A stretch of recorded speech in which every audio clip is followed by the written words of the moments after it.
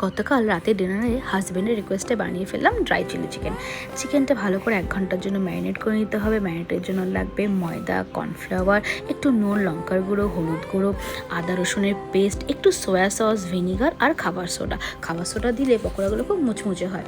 তারপর আমি একটু আদা রসুন কুচি করে নেবো।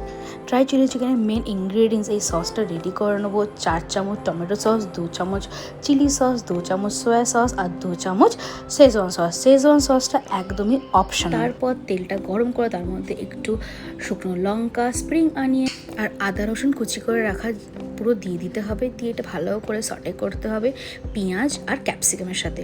পেঁয়াজ আর ক্যাপসিকামটা একটু ভাজা ভাজা হয়ে এলে তার মধ্যে একটু স্বাদ মতো নুন, গোলমরিচ দেওয়ার পর সসের পেস্টটা দিয়ে একটু চিনি দিয়ে আর 10 মিনিটসের মতো সটে করলে রেডি ড্রাই চিলি চিকেন। খুব ইজি এবং সিম্পল রেসিপি। তোমরাও সবাই বাড়িতে বানিও আর জানিও আমার রেসিপিগুলো তোমাদের কেমন লাগছে।